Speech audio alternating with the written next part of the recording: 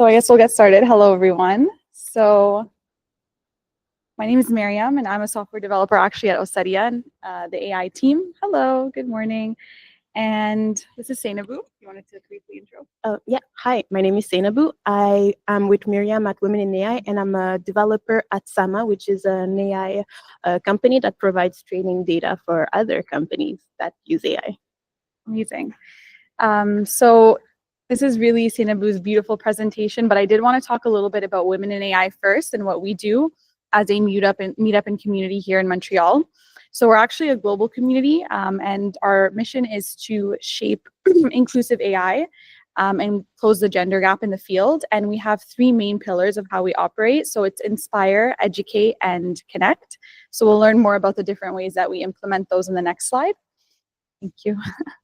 And perfect. So our mission, like I said, is to enable women and diverse talent in the AI ecosystem to have job-ready skills. So we focus a lot on, free workshops, master classes, all very easy to access and online.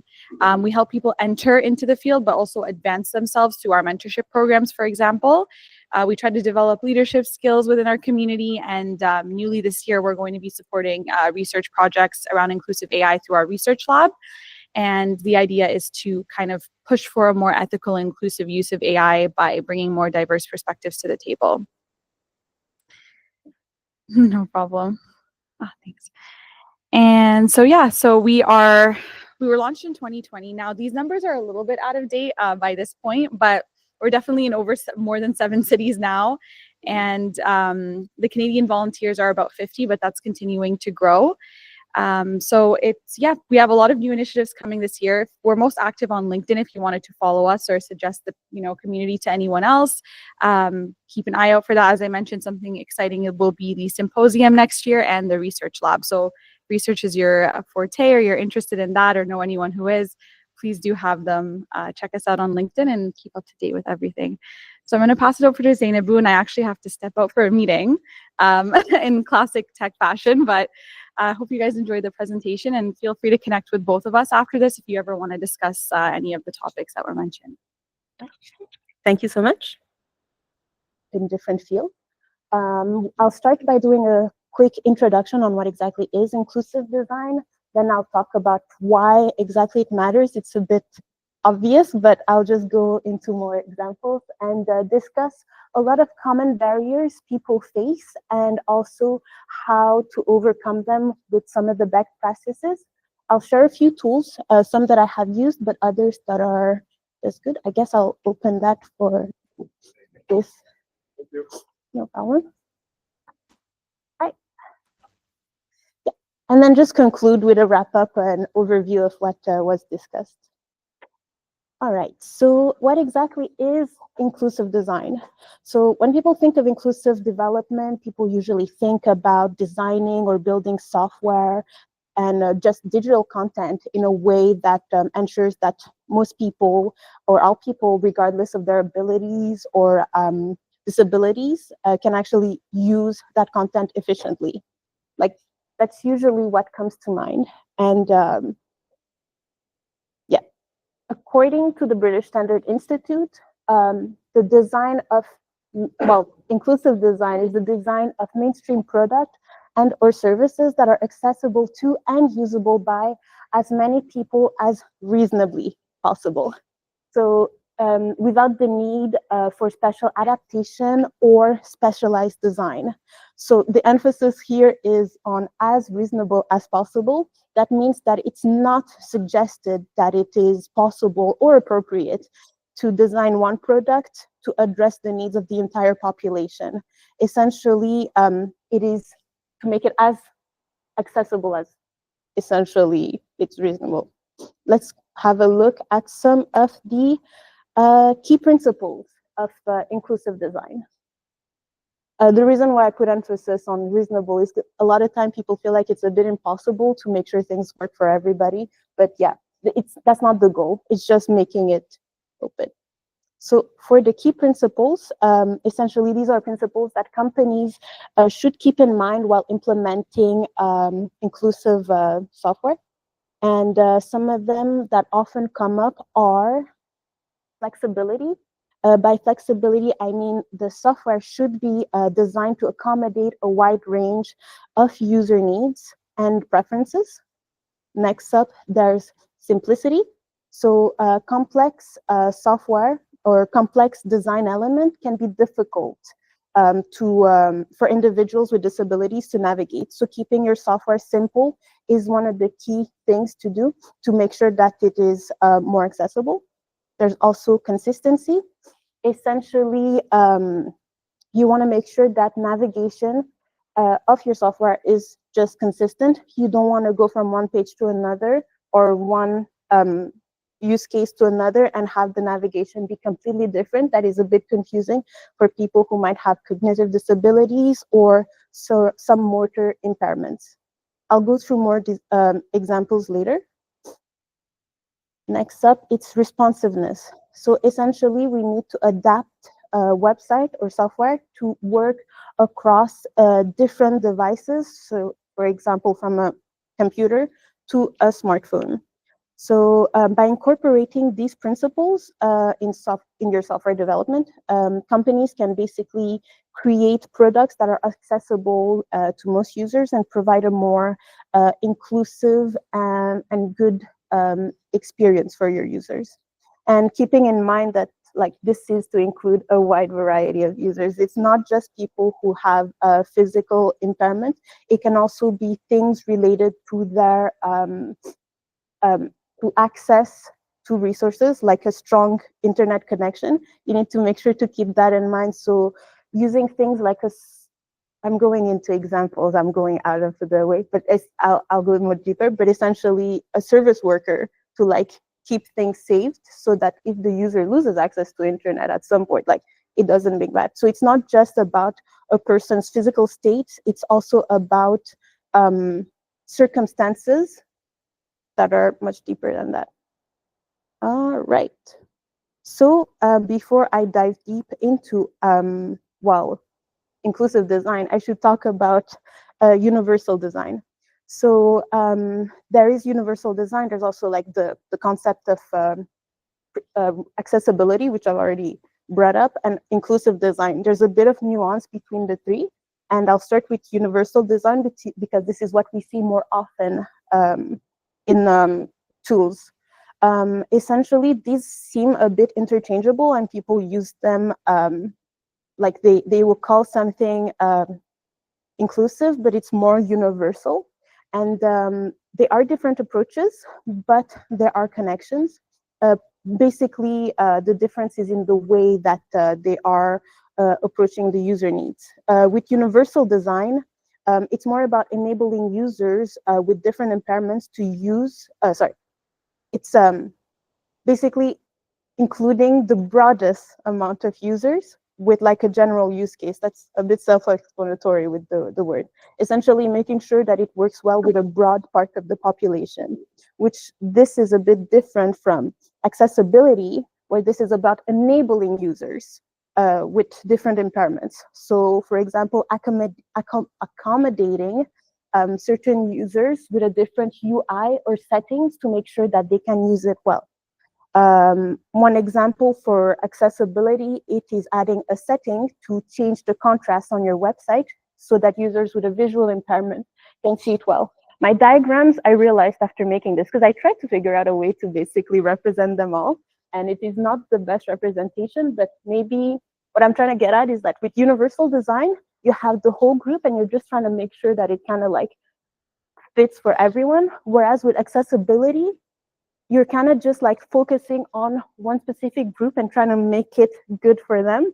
And it's not necessarily covering a broader spectrum.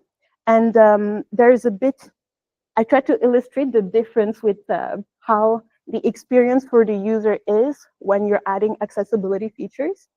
So we'll just show the other one with inclusive design.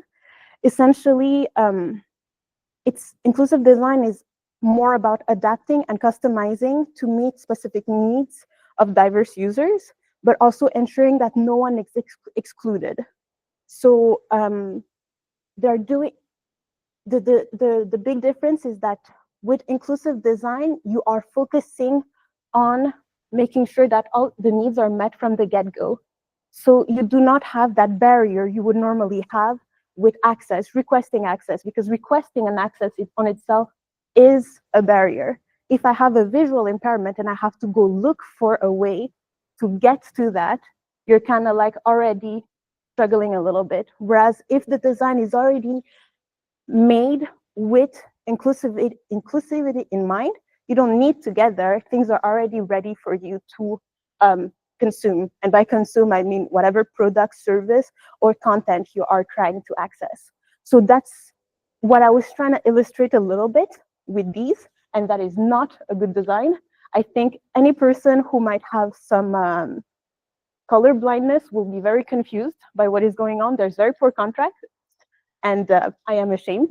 But anyway, I will move on. I just tried to get the point across, and I hope that kind of helped. All right, okay. So I just mentioned a bit like what exactly is inclusive software design, but let's talk more about why it matters. Okay. So first of all, I'm giving numbers for like Canadians, but because it's more relevant, but yeah. This is almost true for the whole world, but 27% of Canadians over the age of 15 have at least one disability. Over 40% of adults in Canada who are over the age of 65% have at least one disability. And if we look at the whole world, we have over 1 billion of people currently living with a disability. So that's already one big reason to keep that in mind, because that's a huge portion of the population that are currently being underserved. So we should keep inclusion in mind. But even more than that,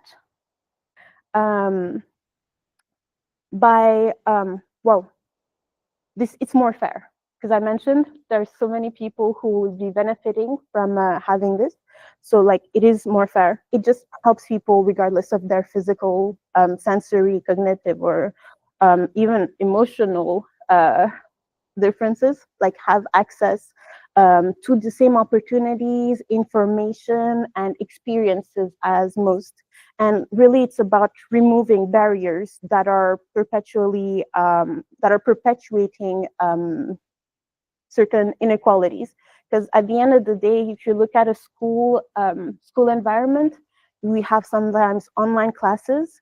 And when you see tools like what Zoom is doing, when you have the auto transcribing of content, that means that students who have auditive impairments are able to learn and stay on track of like the content of the class the same way as other students who might not have those auditory impairments stay there, and it keeps the field a little bit more equal. It can't be perfect, but at least it's keeping it more equal. Okay. Next up, it also creates better solutions overall. So when designers are considering the needs of a broader audience, they're more likely to create solutions that are more innovative and usable. We'll give some examples later.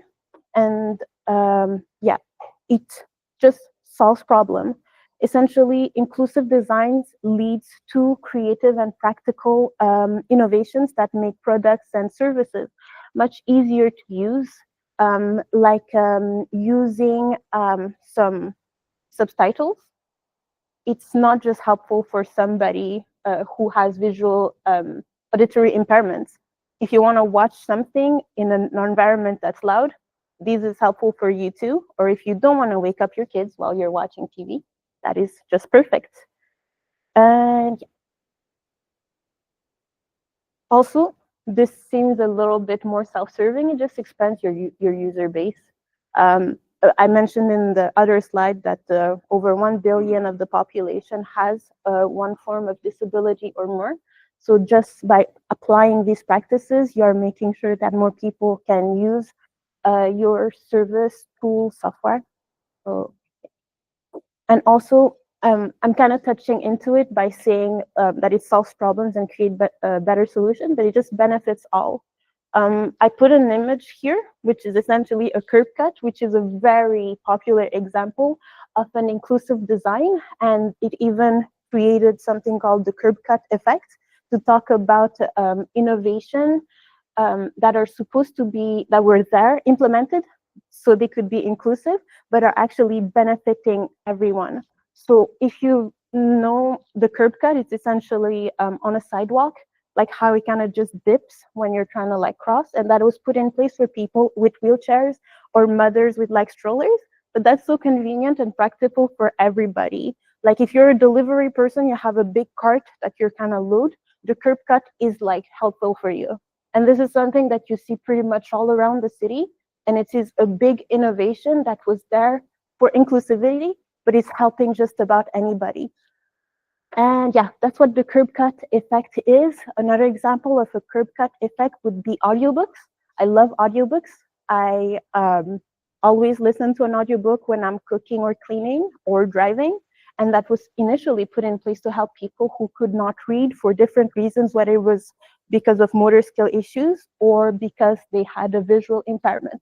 So audiobooks are pretty much consumed by, I put a note, 25% of adults between 15 and 50 consume audiobooks. That's like much higher than the percentage of people who have those visual impairments. So that's like just two examples of, curb cut effect and subtitles. I always watch it with subtitles. Some people hate it, but I simply cannot watch a thing without a subtitle. I put the volume low. It is just my own little I don't know how to call it. I don't like loud noises, so I just go with that. So that's I touch into that with emotional differences. This is more of a specific preference. It's not a disability on my part, but it's to explain how like these kind of innovative approaches to solve problems and include more people can just affect more people than was initially intended. The curb is missing something. Sorry? The curb is missing one thing to universal. For blind people, they're The bumps? yeah, they put the thing like before the bump, so Yeah. Like in the subway, I wanted to put an image of those yellow bands with for that. But thank you. That's a really good point. Yeah. Okay. I initially wanted to ask how many of you were familiar with like the concept of inclusive design. I forgot, but I can always ask now. I think I heard a presentation On LinkedIn? Okay, like nice. somebody I think almost the same Okay. similar, but Yeah. I mean, it's there are guidelines to follow, and the curb cut effect is something people always bring up when talking about inclusive design, and it's the name of like, well, yeah, it's I genre. There's many ways. No, I forgot the name of the idiom, but all roads lead to Rome, something along those lines. I'm forgetting. Anyway, um, now let's talk about some of the common barriers. I already touched on it initially.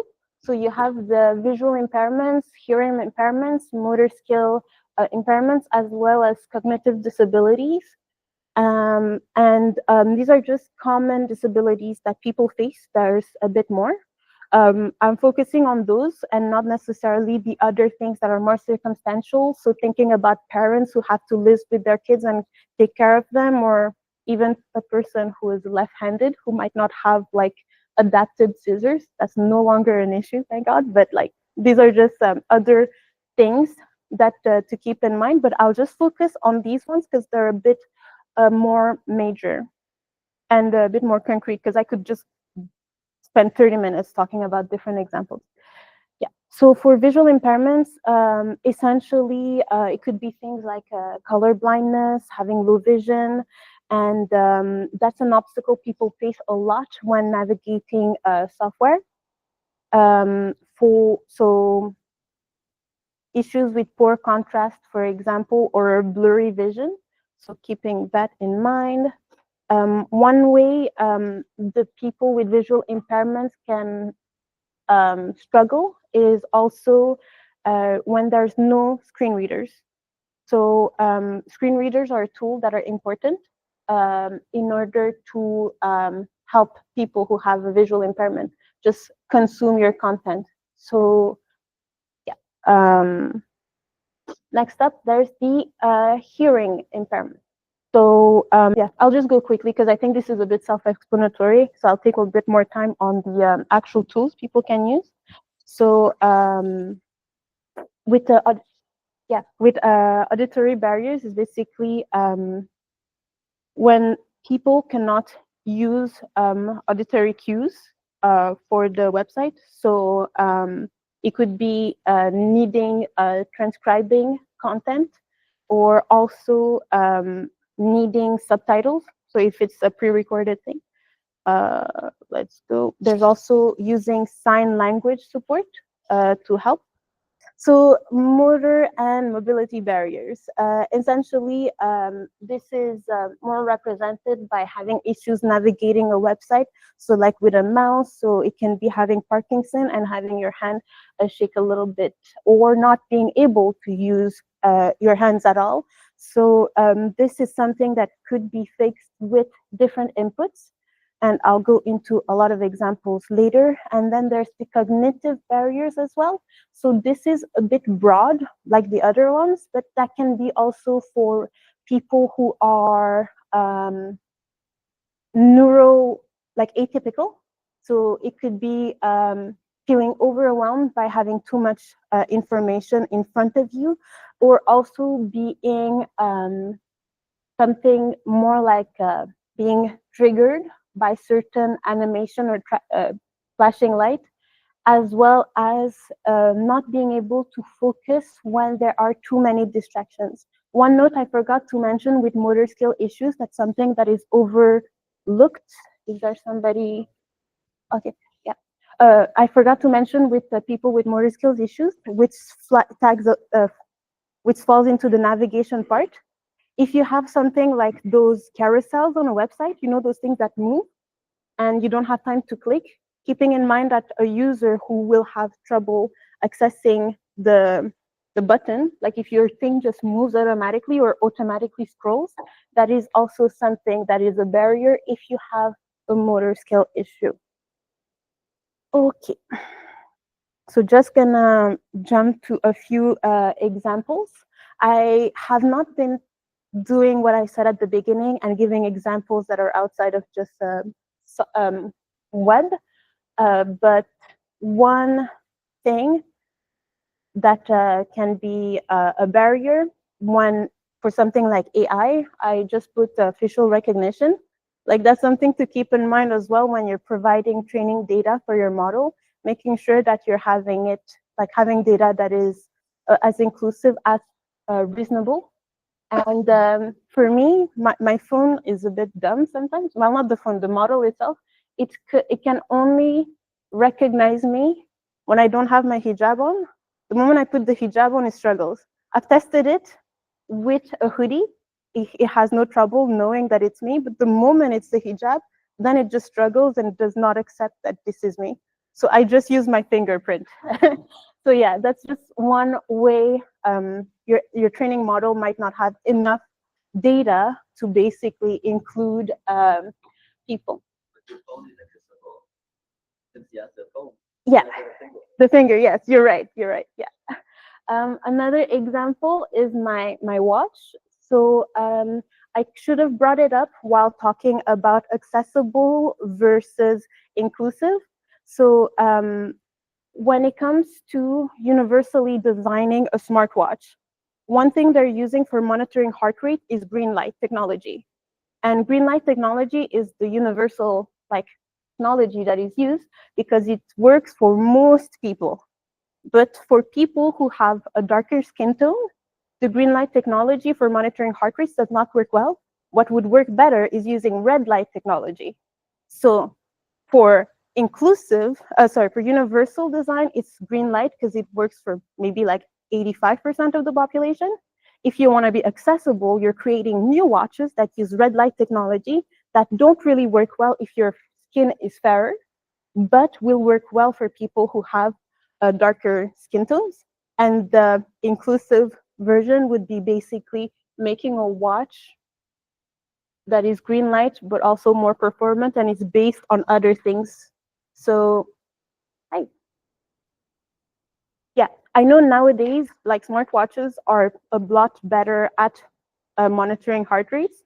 For this, the one I currently have, like it's working at least. It's managing to get my heart rate. It might not get the peak when I'm like exercising, but at least I'm getting a general idea.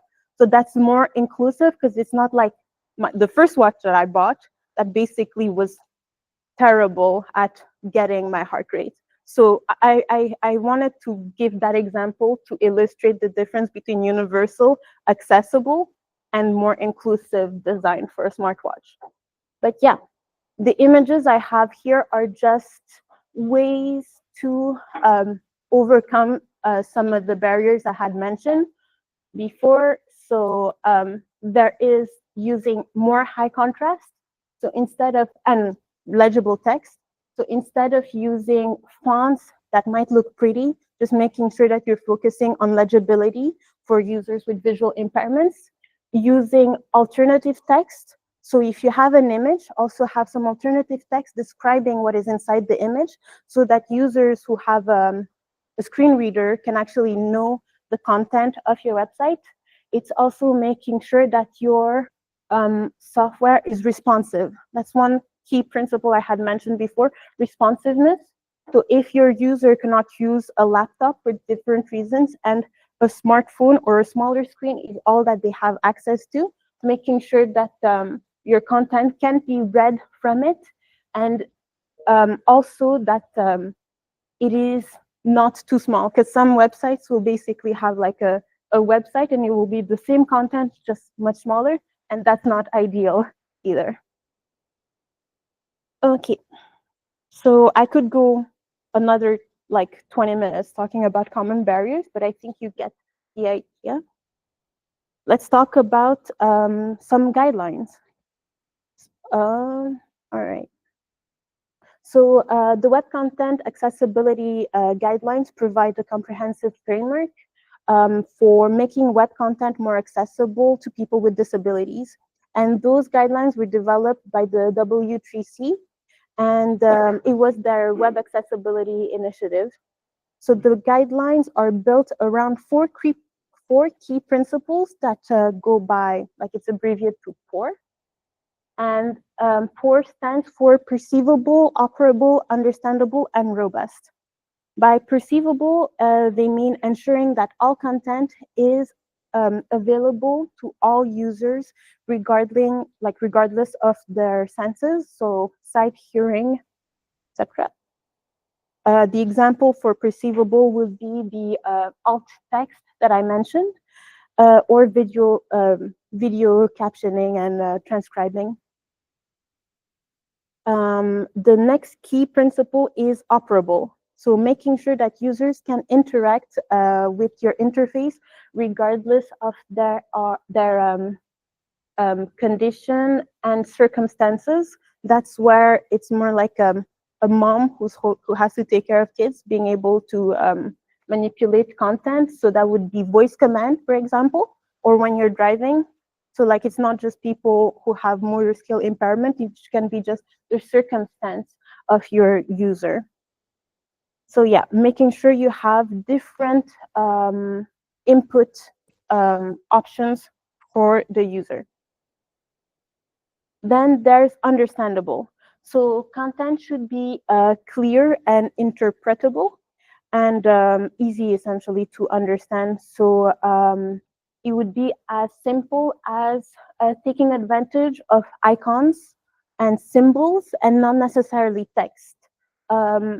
It is not always easy if you speak another language to go find the setting to change the language, and just having the symbol to show like different languages. It's not always obvious, but these are becoming more common and more recognizable. So understandability is important. And then there's robust. So essentially ensuring that your content is gonna be fit regardless of which format it is being consumed in. So, and by consumed in, I don't mean just the platform you're using, so computer or phone, but also is this going to be consumed through a screen reader or or by somebody who is using who cannot use a regular mouse and keyboard and needs to use other means of navigation. So having the tab option to navigate as well. If you can't just go through your software by tabbing, I say software, I shouldn't say website. Like, yeah, that's essentially what I mean with robust. Yeah. All right. So I guess this is more of a summary. I always go away from the plan, but yeah, these are essentially what I just mentioned. I had a slide. So I'll go to getting started with inclusive development. So essentially, to get started with inclusive development, you have to do a few things. I prepared a little checklist. So the first step is understanding the principles. I already shared the key principles for inclusive design, and things are always changing. We are learning new things the more people are involved in the discussion. So just making sure you're familiarizing yourself with the core principles. So again, perceivable, operable, understandable, and robust. And also like use this to guide your creative process. Next up, it is educating your team. So basically ensuring that everyone involved in the development process, it like not just developers, it could be just designers and people like managers. So make sure they're on board with this so that everybody can vouch for that change. And it has to be a cross-disciplinary approach to this, mainly because your designers will help you think of new UIs. The developers will basically put in place the resources needed, like putting in place the alt text for the readers and putting good navigation. And you need the managers to approve investing that time on it, because that's sometimes something that's a bit hard, convincing your manager that you need to put that energy towards this. So making sure to educate the team on all the perks of inclusive designs, which we had discussed before. All right. Hi, no worries. Next up, it is conducting user research. So you need to engage with diverse people. Well, you need to engage users from diverse backgrounds and ability early in the development process. You have to conduct surveys, interviews, and also do some usability testing with your users to make sure to understand the needs and the challenges that they face. What I mentioned before are just generic examples, and I might not have touched users might actually be facing. So you need to do user research because you might learn all the theory and still miss a thing. We're humans, we're not perfect, and there are always cases we might be overlooking. So yeah, conducting user research is quite important. Next up, there is adopting the standards. So you know about the standards, your team understands the need, and you know like what your user needs might be. Now you need to adopt those standards. So essentially, it is following the guidelines that are provided, like the ones from the web content, and ensure your product is meeting the key criterias. And yeah, next up.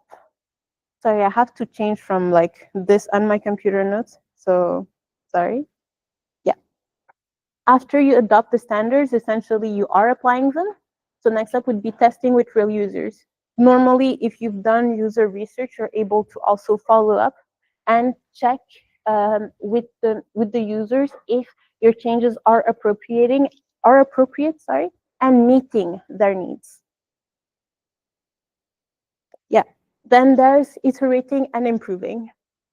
Iterating is important because likely you will try, it might not be ideal, so you need to iterate, improve, and check again with your users. So essentially adopting new approaches, testing them again, and then iterating and checking.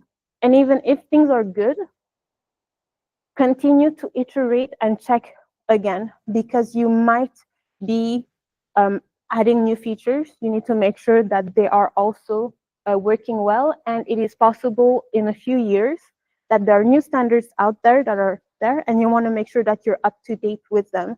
So making sure that your users are getting the top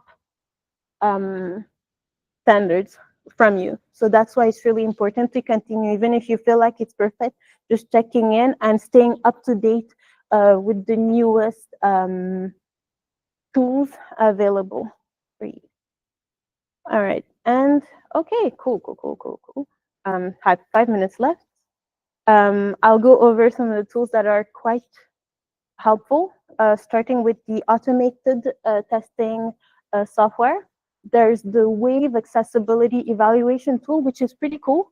This is very simple to use. It's a web extension you can use, and essentially it will let you know a few areas that are missing. It will tell you if you're missing so alternative text, if you can't really read, like if it's not if your software wouldn't work with a screen reader, as well as other things like letting you know if your navigation is not perfect. So do you have tab indexes everywhere so users who can't necessarily use the mouse can access all the content needed?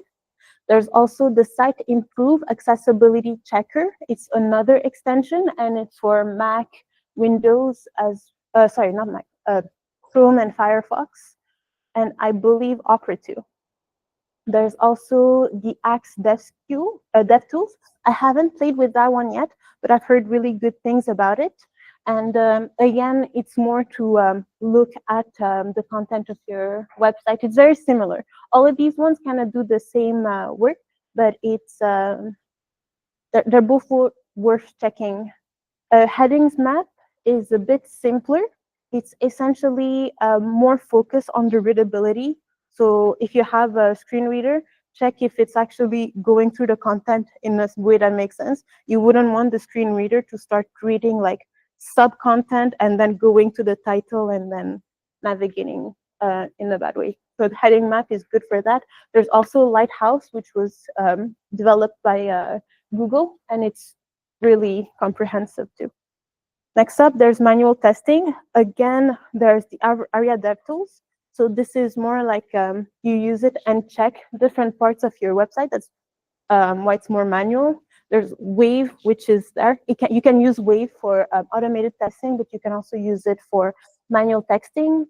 Yeah, and to simulate user experiences, you have the ARIA DevTools you can use to basically fake certain user interactions just to test your software. There's also the Luma video accessibility analysis, which basically will take a video and try to see if there are certain things that would be triggering for certain viewers. So for example, flashing lights and lack of transcription on the video, or things that are too blurry or unclear. So that's another cool software, and there's also Silktide. Okay, so yeah, conclusion. There are many ways you can make your software more inclusive, and many ways your software might have pitfalls for users with disabilities or certain circumstances.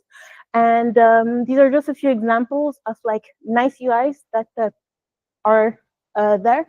There's user way, which basically has like a little setting here with a bunch of different tools available. So you can use the screen reader, voice navigation, change your contrast, or basically change the size of the text or images to deal with your impairments. And yeah, I won't go dark mode as well. Some devs use it because it's cool, but other people actually use it because it's the one that is the less hurtful for your eyes, because your eyes get tired eventually. So that's technically a curb cut effect for dark mode. Yeah. I put a link of some of the extensions that I like a lot and some guides that I find very useful in this presentation. I think the participants will have access to them. Cool. And yeah, Mariam would have been happy to be here to stay, but she had an important client call that she had to join, so she's not here. But yeah, really happy that you came to this presentation, and I'm sorry I kind of had to rush through the other part, but yeah, hope you enjoyed it, and I would love to get some feedback, so please scan the QR code, and don't hesitate to connect with me or Mariam on LinkedIn. Yeah, thank you. And thank you so much.